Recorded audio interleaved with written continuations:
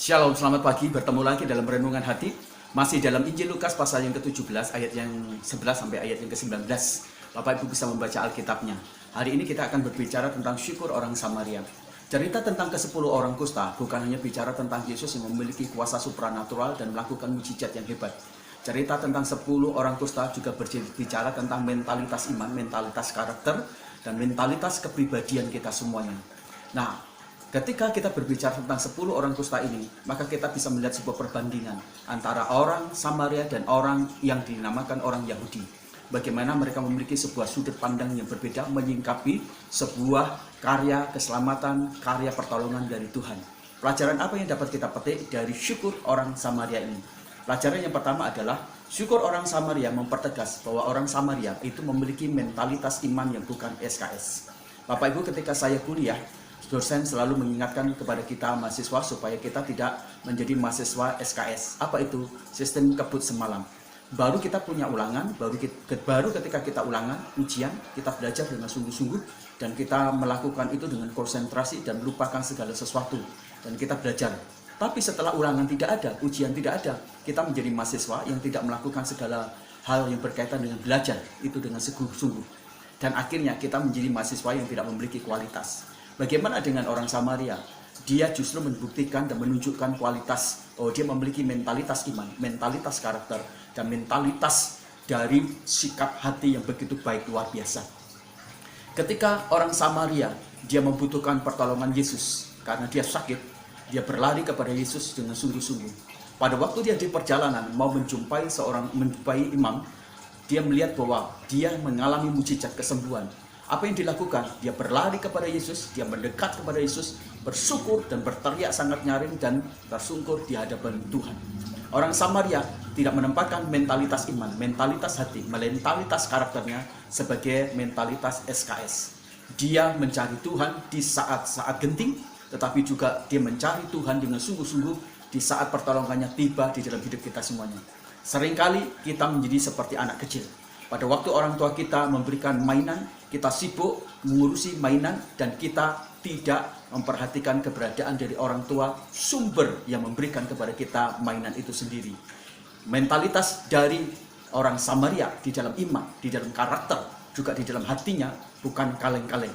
Dia menjadi mentalitas yang sungguh-sungguh mencari Tuhan dan menempatkan Tuhan menjadi hal penting dan menjadi hal utama di dalam hidup dia. Yang kedua, syukur orang Samaria mempertegas bahwa dia adalah seorang yang tahu diri, tahu berterima kasih, dan tahu balas budi. Waktu orang Samaria itu mengalami kesembuhan, yang dilakukan pertama kali adalah dia segera berlari, mengucap syukur kepada Kristus Yesus. Dia berteriak secara nyaring, dan itu menjadi satu tanda bahwa dia adalah seorang yang sangat tahu diri dan sangat berterima kasih kepada Tuhan. Dia sudah melakukan cara-cara yang banyak untuk menyembuhkan sakit kusta dia. Bahkan dia sudah menghabiskan begitu banyak harta dia.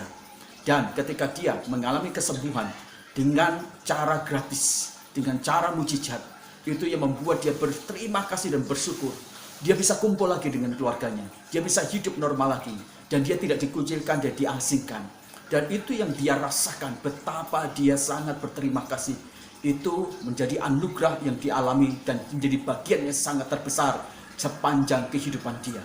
Ketika kita tidak mengalami dan tidak menyadari tentang anugerah yang begitu besar dari Kristus Yesus di kehidupan kita setiap hari, maka kita tidak akan pernah bisa bersyukur. Ketika kita menganggap bahwa apa yang dilakukan Yesus itu merupakan hal yang biasa dan layak serta pantas, mungkin kita tidak akan bisa mengucap syukur dan tahu berbalas budi. Martin Luther berkata dalam tulisannya, dia berkata demikian, Tuhan tidak membutuhkan pekerjaan-pekerjaan dan membutuhkan kebaikan-kebaikan kita. Dia hanya membutuhkan ucapan syukur dan rasa terima kasih karena karya-karya yang dikerjakannya serta keselamatan yang telah dia berikan dalam hidup kita semuanya. Dia menginginkan syukur sembah kita semuanya sebagai bagian dari rasa bagaimana kita mengucap syukur atas keselamatan yang dia berikan di atas kayu salib. Bapak Ibu, orang Samaria mengajari kepada kita semuanya. Ketika Tuhan memberikan pertolongan, kita harus menyadari bahwa itu merupakan satu karya yang sangat besar dalam kehidupan kita semuanya. Ada satu orang anak Bapak Ibu datang kepada saya dan dia berkata, saya ingin kuliah teologi. Saya berkata, oke, saya bisa antar kamu ke sekolah teologi di mana saya kuliah. Saya menelepon sekolah teologi saya. Saya antar dia sampai di sekolah teologi di tempat saya. Saya berkata kepada dia, saya hanya bisa mengantar kamu sampai di kampus ini. Dan saya tidak bisa mendukung kamu dalam banyak keuangan karena saya juga masih perintisan. Setelah mahasiswa itu kuliah selama 4 tahun, setelah lulus, dia kemudian minta izin pergi ke tempat saya. Dia pergi ke Cipanas dan dia berterima kasih. Dia berkata, kalau bukan karena saya tidak mungkin bisa kuliah. Saya tidak mungkin bisa dipercaya pelayanan-pelayanan dan saya bisa menjadi seorang sarjana. Dia bisa berterima kasih luar biasa. Walaupun saya hanya bisa mengantar sampai di kampus. Tapi itulah yang terjadi ketika orang memiliki etika yang baik. Mentalitas etika yang baik. Mentalitas hati yang berterima kasih, yang tahu diri dan tahu mengucap syukur dan tahu balas budi. Itu menjadi sesuatu yang luar biasa dari orang Samaria. Yang terakhir, pelajaran dari syukur orang Samaria adalah syukur orang Samaria mempertegas bahwa Yesus adalah Tuhan yang layak disembah di dalam hidup dia. Richard Neal berkata, ketika orang Samaria itu datang kepada Tuhan Yesus dan dia tersungkur menyembah, dia dibukakan pada satu kebenaran bahwa Yesus itu adalah Tuhan.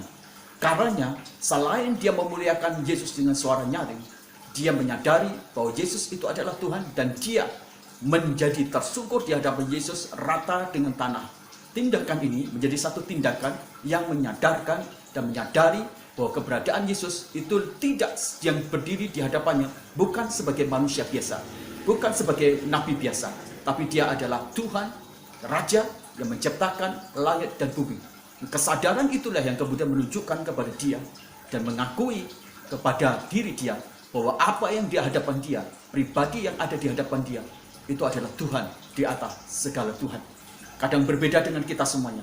Ketika kita melihat pertolongan-pertolongan Tuhan, seringkali tidak membuat kita menjadi hormat, seringkali tidak membuat kita tahu dan dicerahkan bahwa apa yang ada di hadapan kita itu adalah Tuhan yang layak dipuji, layak disembah, layak dihormati, layak dimuliakan, dan atasnya kita harus mengabdikan diri kita kepada Dia.